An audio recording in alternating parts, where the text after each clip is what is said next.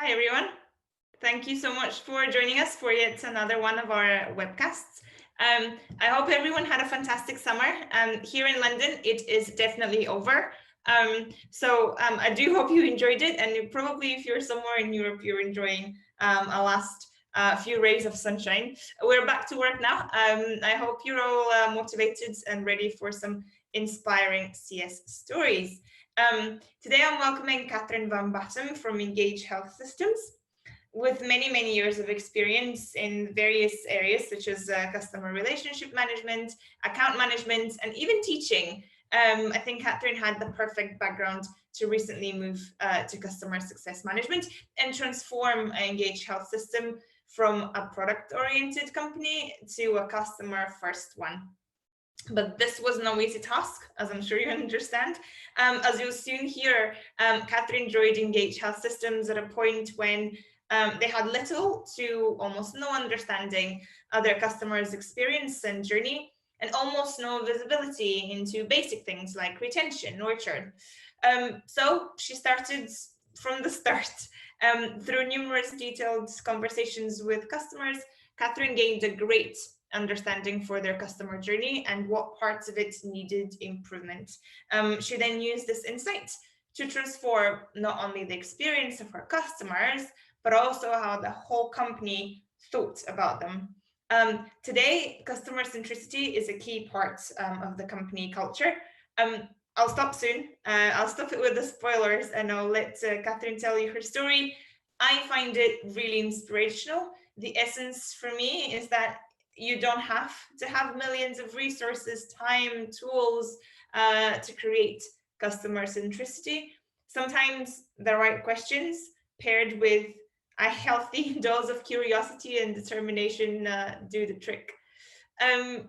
My conversation with Catherine, as usual, was going to be paused at two points during the presentation, once in the middle, once towards the end. So do post your questions in the chat box or in the Q&A, and we'll ask them when the time comes.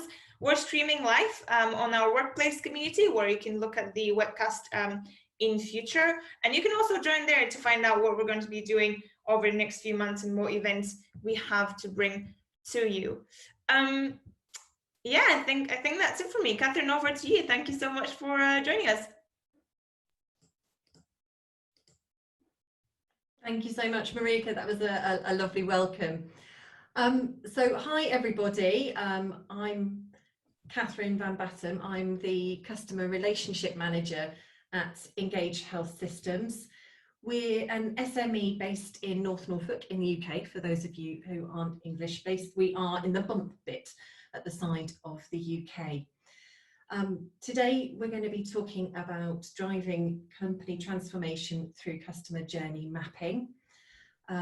Most specifically, we'll be looking at what inspired us to review our customer journey and how we went about it, how we identified opportunities for development, and how we transformed to turn customers from disengaged to loyal.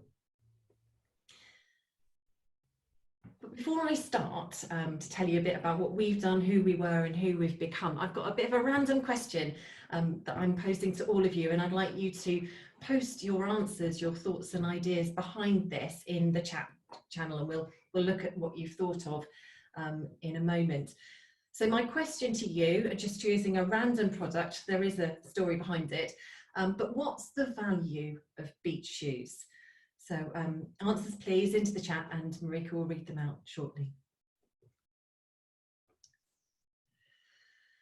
So I joined Wiggly Amps, as our company was known, back in 2017. We were around 17 employees at the time, and I was probably the first soft skills hire for the business.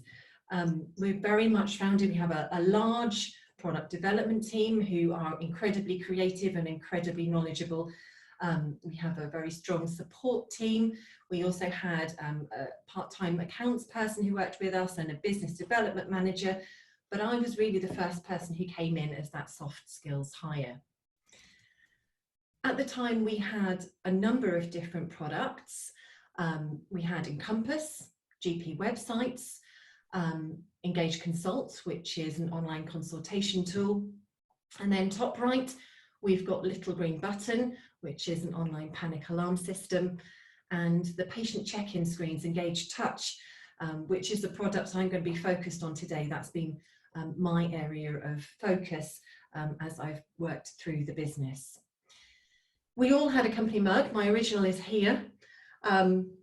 And at the time, we were asked to provide a strapline for the mug. And mine, as you can see there, was acronym apprentice. When I first joined, I spent a lot of time either Googling or standing by people's desks trying to understand what they were talking about. To me, they were using a whole language of acronyms that I had no idea what they meant. And it was a constant, sorry, I don't understand what you mean. Excuse me. And that was really portrayed to me first of all in my pre-interview prep, when I'd looked at our website and not really understood what it was that the Wiggly Ants did, as it was written in such a sort of high-tech way. So one of my first tasks, once I'd found my feet a bit and understood what we did as a business, was to rewrite our website content to make it more user-friendly.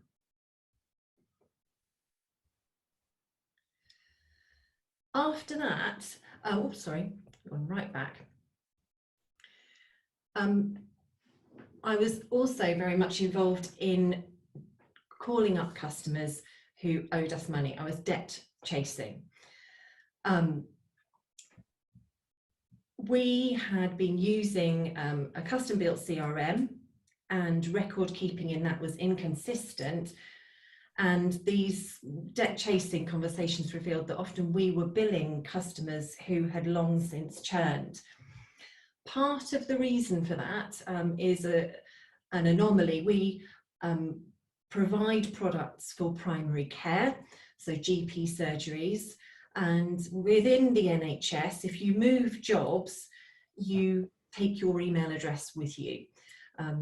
So we were sometimes billing somebody who may have been working at a surgery that we provided a service to, but actually they'd moved jobs, they were in a completely different surgery, and unless they were kind enough to email us back and say, I'm sorry, I no longer work there, we would continue to send invoices and statements to that email address.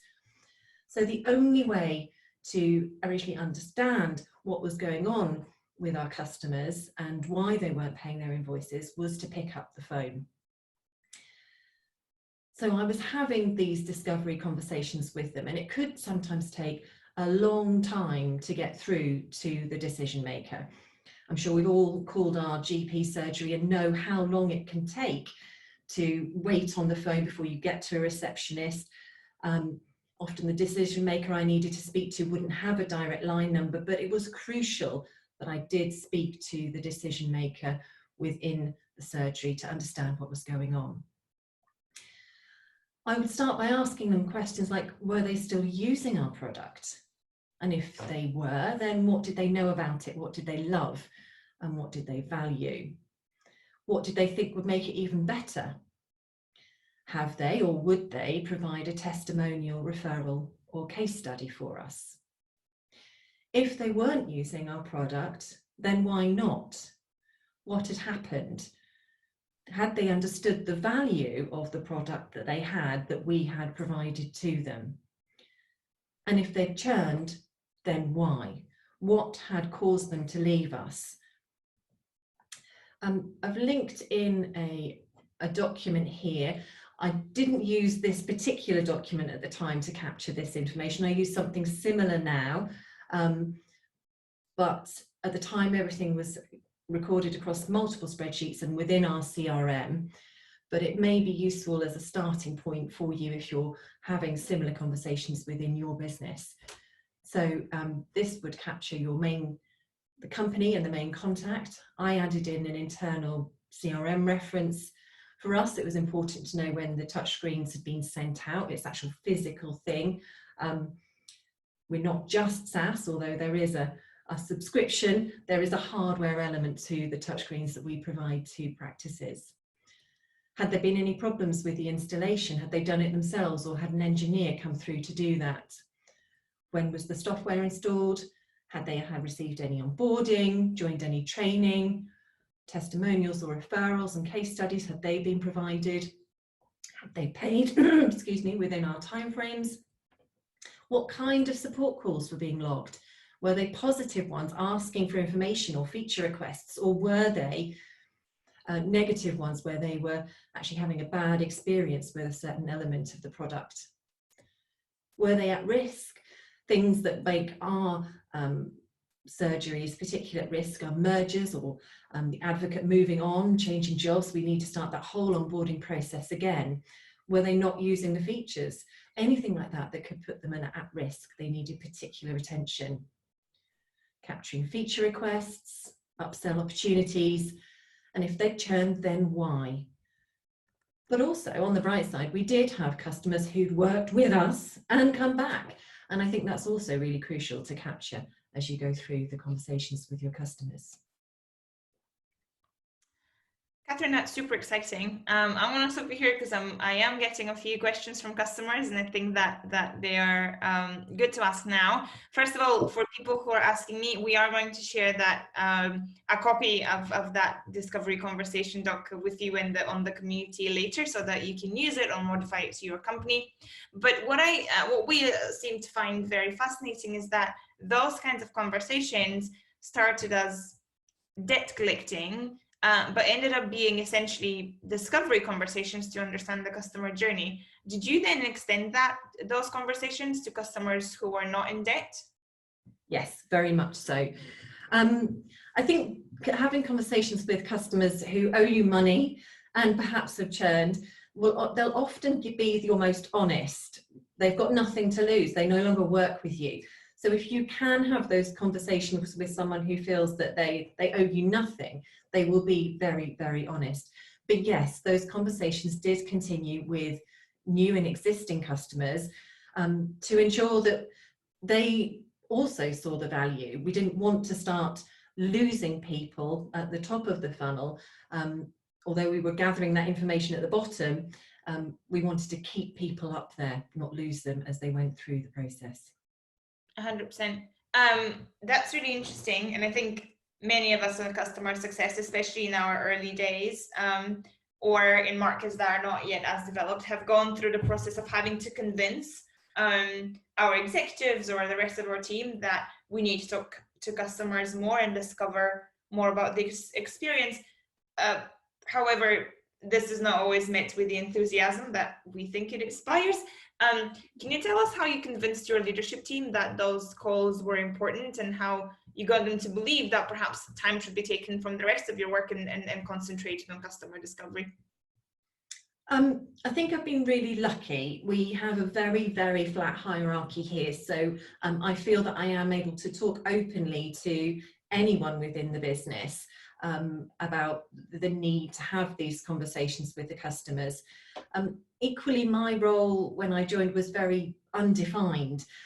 It started off, as I said, by rewriting the website content. It's then into debt chasing. There wasn't a job description to say this is what you have to do.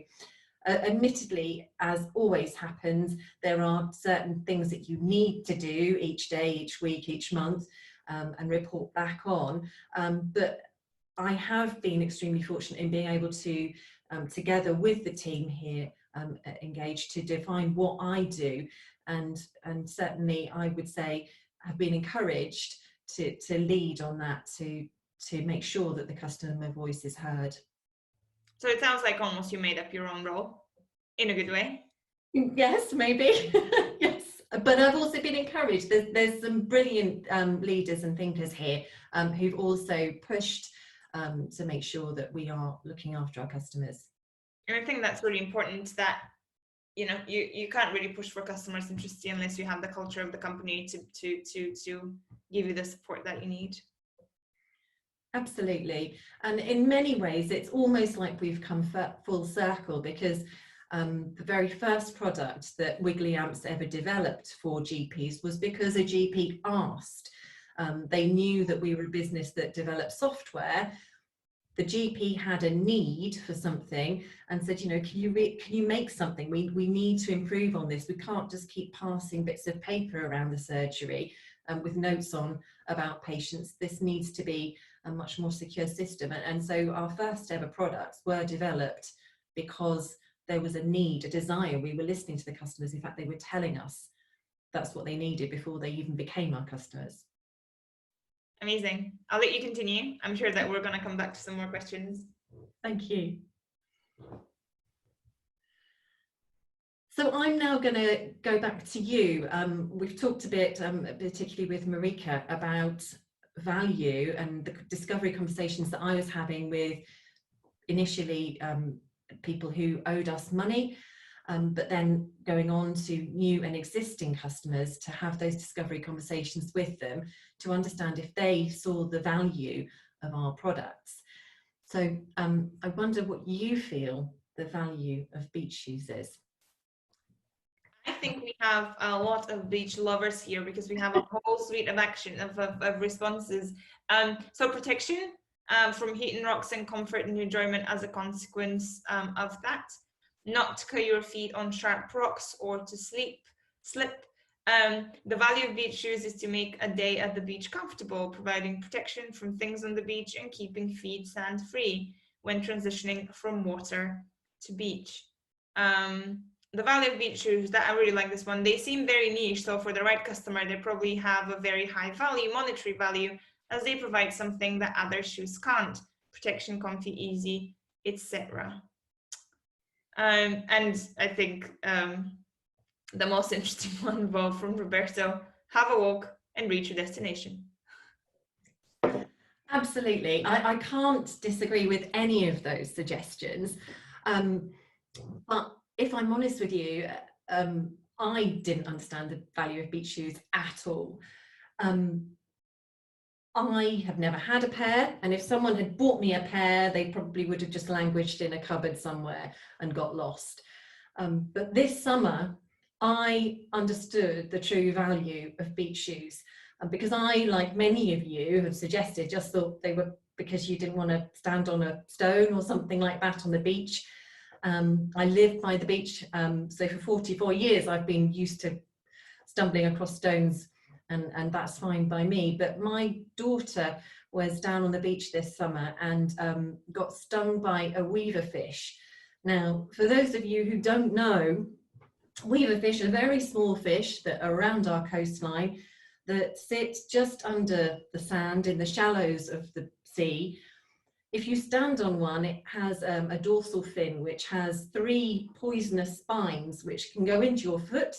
It's extremely painful, can even cause cardiac arrest. I'm pleased to say it didn't for my daughter. It caused a lot of pain, but she is absolutely fine and was shortly thereafter. Fortunately, we did know what the antidote process was to follow in order to stop the pain for her. But that, for me, raised this issue. I'd never ever understood that beach shoes could protect you from actually a very, very painful experience on the beach. And so this summer I learned the value of beach shoes, and we all have them now and wear them. But the reason for asking this is A, to point out the value, and B, it links a bit to the conversations that I've been having. We had this amazing team who had created these incredible products, but we weren't necessarily telling our customers exactly what it could do for them. So that's part of what I discovered through the discovery conversations, and hence the link with beach shoes. So if you are going to the beach, if the weather is kind enough to you, whichever part of the world you're in this summer, I suggest you get some beach shoes. So towards the end of 2017, I attended my first Pulse event. I went along with my then colleague Katie, who I believe is at the webcast today. Hello, Katie. And I've chosen a picture of a lift here. For any of you who attended that particular Pulse in London, you may remember that it was really tricky to work out which button on the lift you pressed to go to the session that you wanted to attend. But equally exciting things happen in lifts, and the exciting thing that happened to me in a lift at Pulse 2017 was meeting Kelly Lucas, who told me about the Customer Success Network. And I'd like to take a moment here to really thank the network. I have never been part of such a sharing, enthusiastic community of professionals. I think it really is outstanding. I came back from Pulse with Katie, and there was an absolute feeling that yes, we need customer success within the business. Katie and I went on with Shani, who I think is also here today. Hi Shani. We were introduced by Kate Fergoing, and we went on to found the Customer Success Cafes East Anglia, which I highly recommend to anybody to attend as well. They are great, the Customer Success Cafes, in order to share ideas and to further your professional development. But coming back into the office, knowing that we needed customer success was one thing, but then what had those discovery conversations told us? Well, they told me that we really did have some advocates. People truly loved our products, and they referred people to us, and a lot of our business still does come through word of mouth.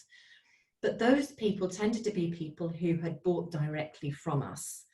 They had been through the sales process, they'd spoken to our business development manager, they'd had demos, they'd seen the value, they understood what the touchscreens could do for them. But there was an ethos within the business that unless the customer contacted us, then no news was good news. If they didn't log a support call, then that must be brilliant. They know exactly how to use the product and they're doing just fine. But actually those discovery conversations proved that, particularly for people who had had our touchscreens bought for them by a third party, they really weren't invested in it. It was a bit like buying me beach shoes. If you bought me beach shoes last year, well, thanks, they go in a cupboard. So we needed those customers in particular to understand the value of what the products could offer. We got undiscovered churn, and also we found out that lots of the third-party experiences that some of our customers had, which could be with engineers who came to physically install the touchscreens, or it could be a problem that their IT team needed to resolve in order for the screen to work. If they had a bad experience in that way, they often saw it as actually a problem we had caused. And unless we followed up on that, that bad customer experience remained. So what did we do? Excuse me. We invested in our CRM and quoting system. We had to make sure that all contacts with the customer were accurately recorded. We needed that sales process to be clear. That assisted our accounts team when they got to the point of invoicing. Everything we knew was in the right place. We defined our sales, deployment, onboarding, training, and review process. This meant that we all knew who was responsible for which part of the customer journey, and it made sure that we took ownership of that so that things didn't get left. We partnered with a specialist national supplier of engineers, and that helped us improve the installation process. We knew that we had a team of engineers we could trust and that would portray our business in the way that we would want. We've since gone on actually to have our own in-house engineer, which is even better experience because he is totally equipped and knows absolutely everything there is to do with our touchscreen. So he is an extra new addition to our team and on our bow. We created new branding and packaging for our touchscreens. Previously, they'd gone backwards and forwards in reusable crates, which looked a bit tatty. They'd had old stickers on from previous deliveries. The product inside was brand new. But as we all know, first impressions count. And when you're receiving something as brilliant as it may be, if it comes in packaging that just makes you feel a bit sad, it's not a great first impression. So our touchscreens now arrive in cardboard boxes, which can be recycled. There's polystyrene branded protective layer that the touchscreen sits inside, together with a surprise small gift to really improve that first impression. We held weekly success and support meetings. This ensured that there was a cohesive conversations happening between myself and our support team, so that we could plan for big procurements, make sure that we were able to schedule that process. I could pick up on anything that needed to be escalated to me, and also understand if there'd been any particular technical issues or problems that a customer or several customers had reported during that week, and keep on top of that. We captured feature requests so that we could ensure we were developing our product in line with the way that the customers wanted. We recorded churn and the reasons for it. This enabled us to see why we were losing customers and to plan for preventing it in the future. And we sent mail outs educating our customers about important updates to our product, or perhaps NHS changes that affected the products. It was a really nice, easy, low-touch way of ensuring that we were having constant communication with our customers and providing them with meaningful information.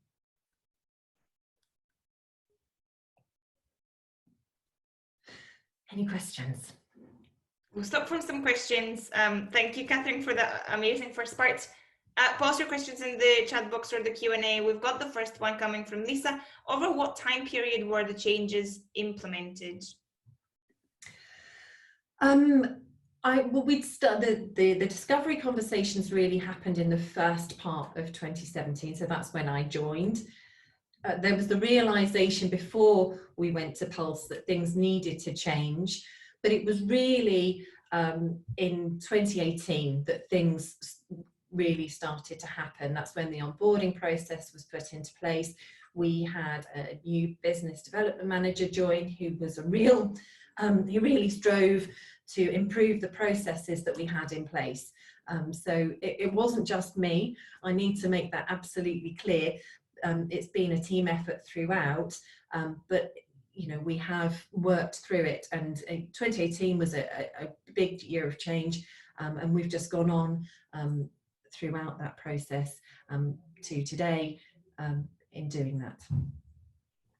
Awesome, thank you for that. Another question from Laurie. How did you decide who to include on your email updates when you first started that process? Do you include decision makers and buyers, or just the end users? Really good question. I think that's absolutely crucial in finding out, because often people who were buying weren't actually the people using the product. And that's part of what we discovered I discovered in the discovery conversations, that we were sometimes just targeting our information to the wrong person. So it was part of those discovery conversations, was finding out who we needed to speak to and what we needed to target to. It's split really. The information would go through to the actual users of the touchscreens primarily. That's the kind of comms that we've pushed through the most. With people who'd actually done the procurement of the touchscreens, there's been a lot of reporting back to them. For them, one of the KPIs that they've always wanted to see is actually how much of the screens being used by the practices that they bought them for. So there's been different comms at different levels, but most of the communication that went out was to the users of our product. Did you find you had to conduct separate conversations with all different personas to find out what was best to communicate to them? Yes, and then that started in those discovery conversations, and it is a process that we're constantly refining, because the more you look into it, actually you see that there's the decision maker within the GP surgery, but actually they don't day to day manage the touchscreen. They're not the ones updating the features or changing the functionality to suit the time of year and the needs within the GP surgery. And of course there's other people who bought it for them at a higher level, perhaps within their clinical commissioning group, or it could be a local charity that have purchased this item for them. So there were lots of different cogs in the wheel, and that, yeah, all had to be captured. Amazing. Another question we have from Greg. I'm moving to a company to start the CS function and we'll need to mirror what Catherine is doing. Any recommendations on CRM systems or the value of such tools? Oh gosh, Greg, I've used loads of CRMs in my lifetime. I've used HubSpot, I've used Capsule, I've used Fresh. I think possibly the only one I haven't used is Salesforce.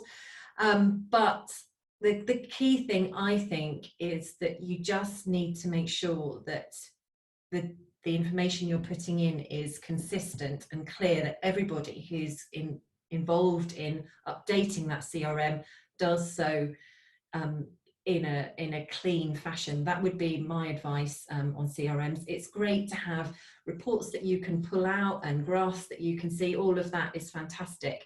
That and very, very vital. We're constantly looking at the metrics on that, but actually the foundations of a CRM is how well that data is input into the system.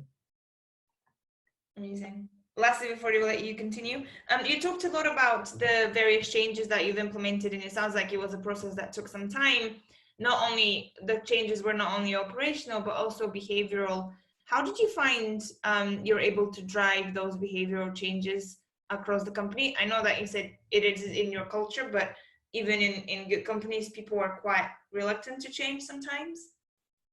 Yes, I think everyone has that fear element of change, and we had, as I said, we started off as building something because a customer had a need, but because we're so product development heavy in our business, there had got a point, I think, where we were just developing these amazing things, and I think it is difficult to change that mindset, and you might understand a little bit more as I go through the slides as to how we've done that. And it is a we, it's not me, it is the whole business, particularly the leadership team, and my direct line manager are really focused on customer first. At the end of the day, it does come down to bottom line. If you're not only getting new business in, but actually retaining and looking after the business we have. So making sure that that ARR is secure, and that word of mouth is so important. If someone has a good experience, they might tell someone, but if someone has a bad experience, they probably are going to tell a lot of people about it. So we need to keep that in mind, and at the end of the day, that's what pays our wages.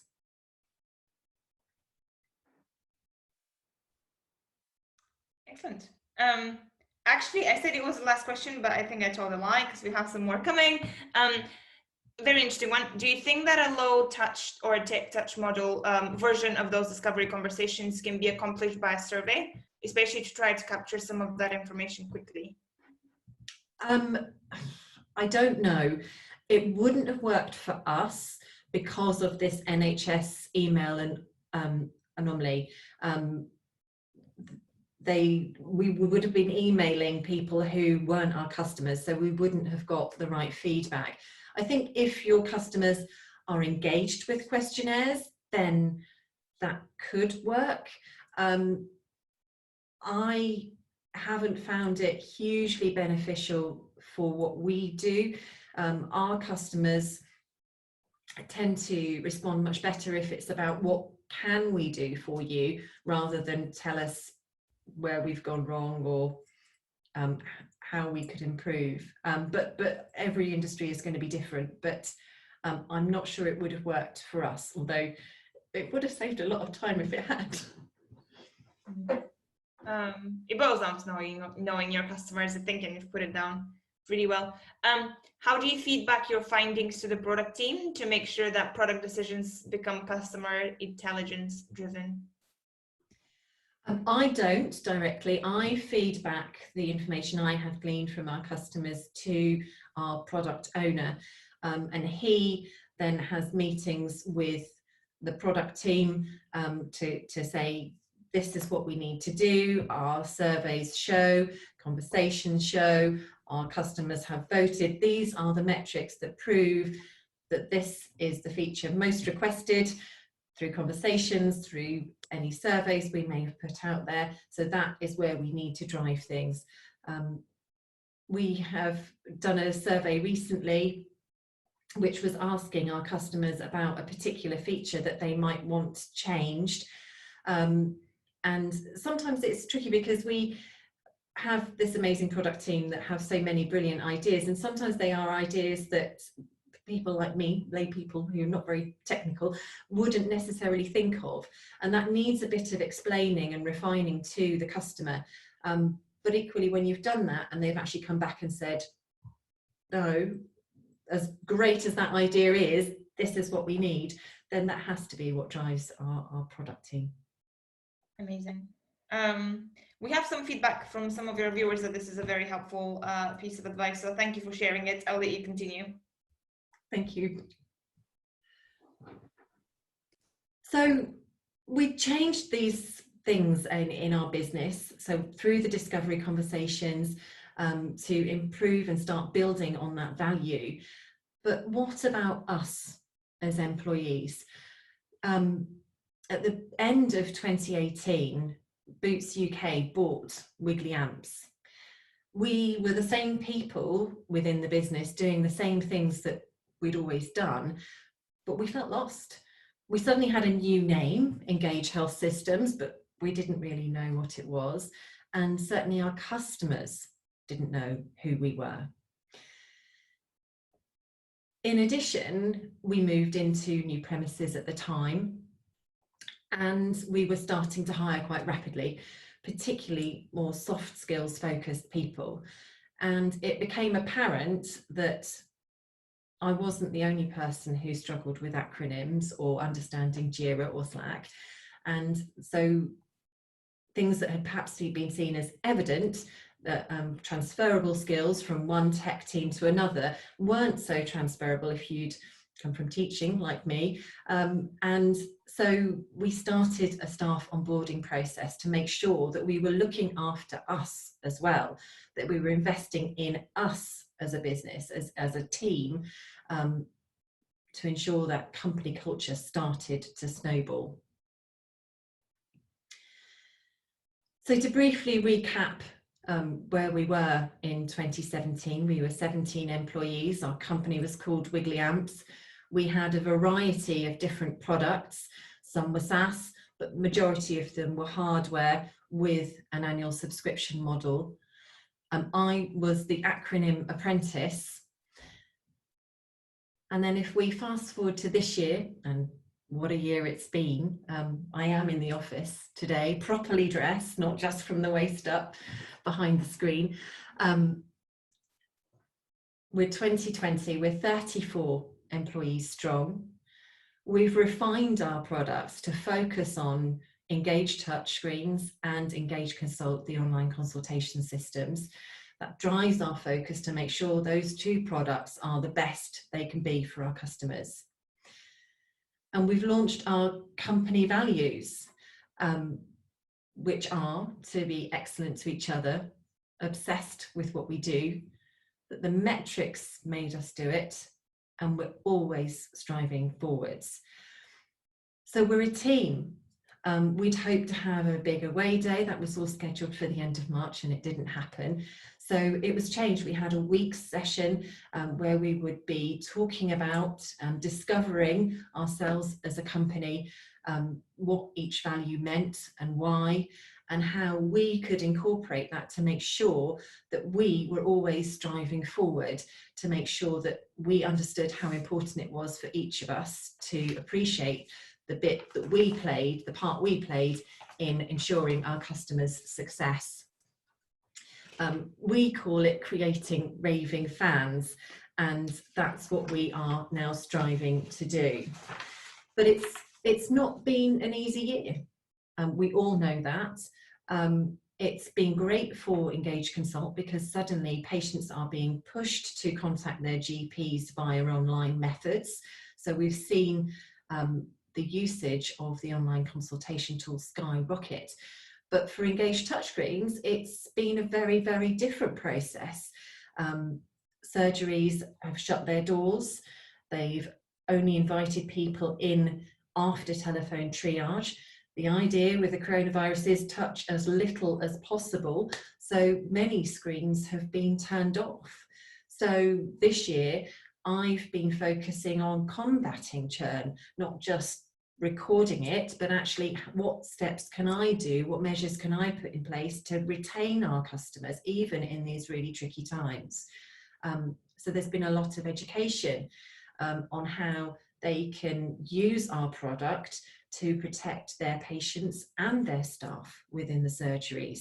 So advising them on how they can clean the screens with antiviral solutions, that they can be operated with latex gloves, that they can direct the patients immediately to go and see the clinician that they have booked in to see. So there's been some real changes and challenges this year, as I'm sure most of us have had. We've also launched a new website, which was written by someone much better than me, so the content there is super. And we also have an online ticketing service and self-help portal for our customers, so they can go somewhere, it's obvious where they can get help and guides and support themselves, or indeed ask for help via our website. So we reviewed, by reviewing our customer journey, showed that we needed to shift from being product-led to customer-led. We have built on and improved what we already had because the products were amazing, but we needed to tell the customers about that value. They needed educating and they needed to be re-engaged with, and not only to ensure that they understood the value of what they already had, but also how could we make that better for them. So it's about consistently adding that value throughout the customer journey. And we've had a shift through the cultural change, which was partly pushed upon us by Boots buying Wiggly Amps, but it was time for a change. We needed to actually assess. We had a think group within the business where we all collaborated on what was important to us as a business, so that we could drive things forward and ensure that we all understood that every part that we play within the business needs to be recognised, and know that we are all responsible for growing our fan club. It can't just be, if you've got a customer success department, they do that, everybody does it.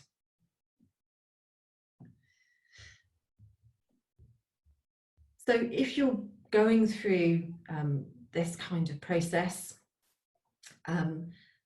there's 5 questions here that I thank Marika for assisting with, that you might want to ask yourselves.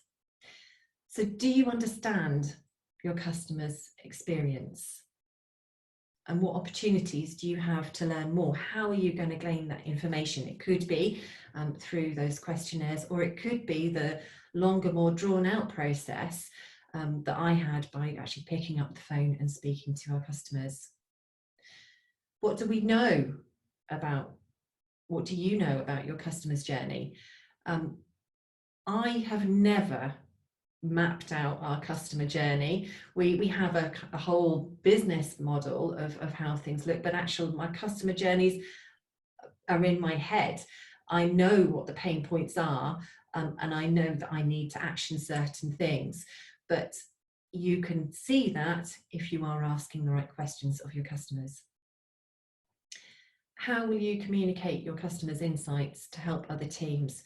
My advice would be to be tenacious, don't give up. Remember, you are the voice of the customer, and at the end of the day, this is everybody's bottom line. How will you get executive buy-in for any changes? Well, yes, it is. If we're losing customers, then we don't get paid.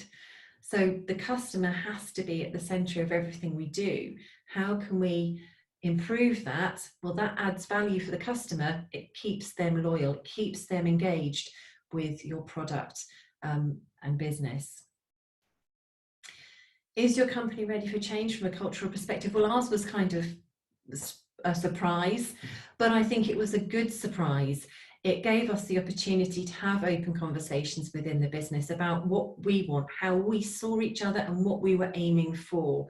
And once we'd refined that and it was delivered to the whole of the business, I think we now all have a clear understanding of where we're all moving to for the future.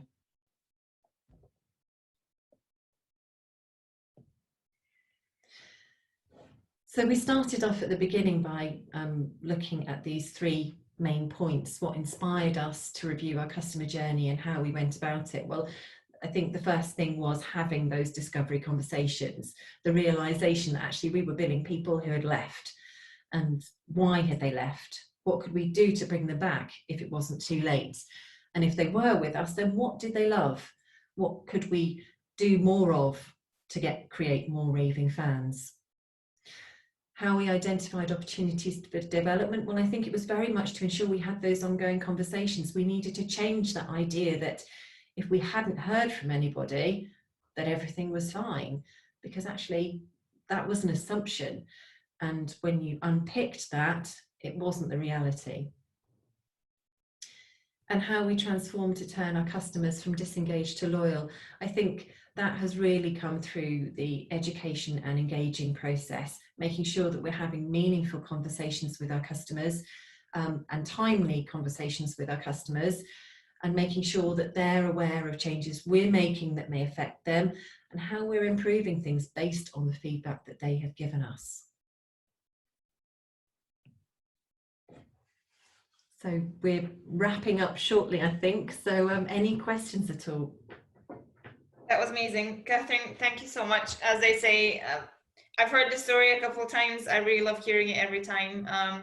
I think it's just so great to see that you've turned around such an amazing process and achieved so many results.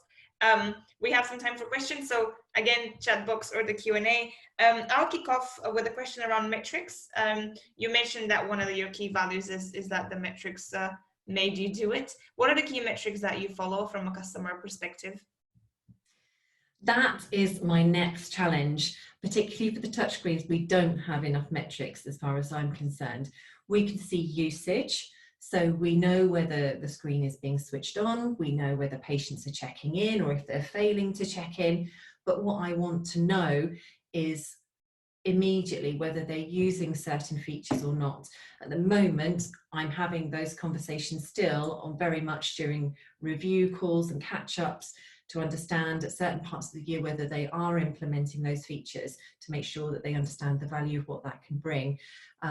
But yes, it's great to have that as one of our company values, because it now has to be done. It's being pushed up as that priority because the metrics make us do these things.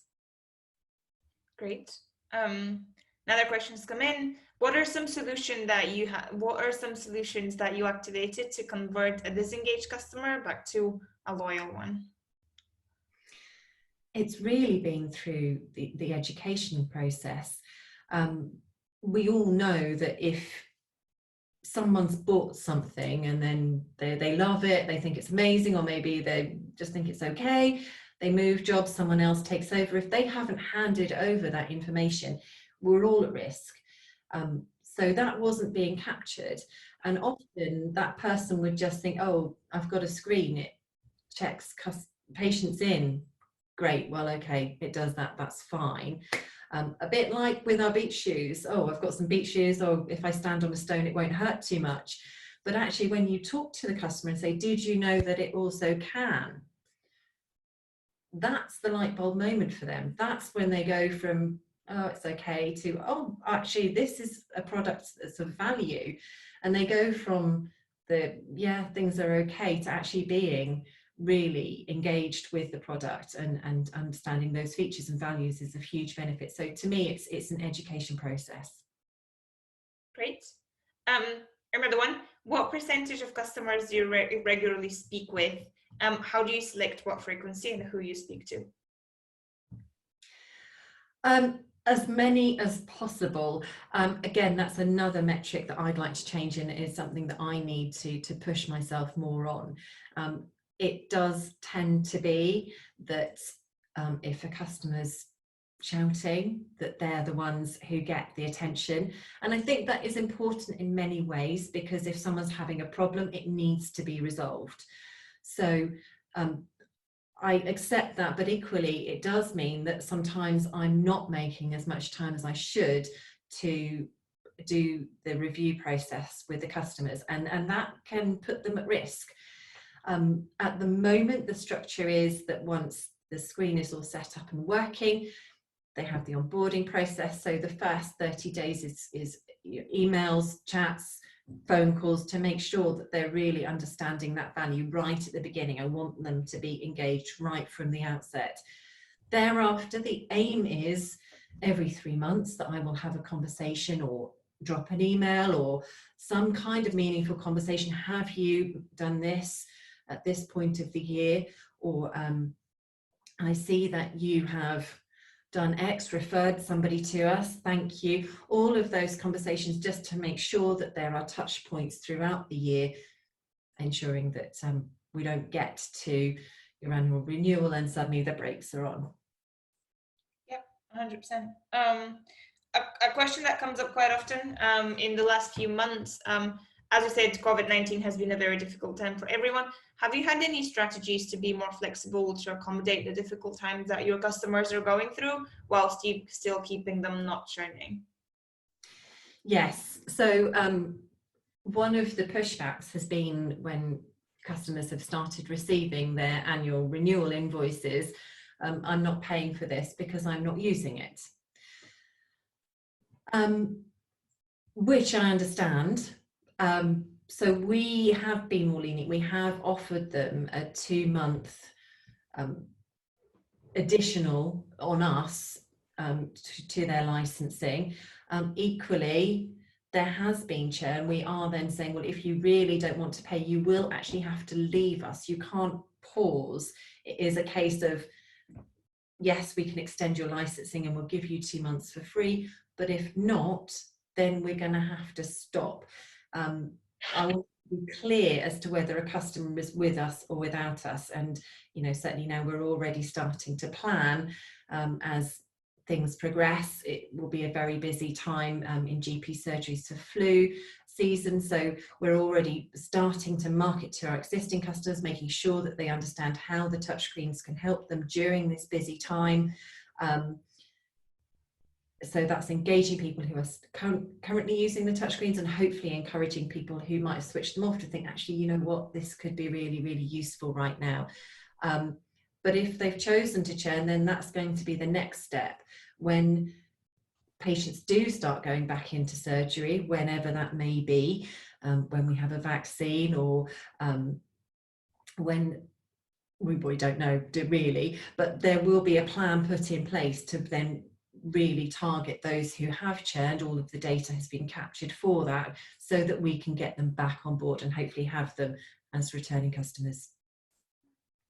Amazing. So we are always looking forward, as one of your values mentioned. I think those were the questions. I can't thank you enough for putting all the time and effort into having this session with us. My pleasure. Everyone seems to be quite happy with the content, and thanking you for the amazing insights that you shared. To everyone who was with us, thank you so much for your time. Look out on the customer success community and on LinkedIn for our next webcast over the next couple of months. Until then, have a fantastic rest of your week, and I'll speak to you soon. Thank you.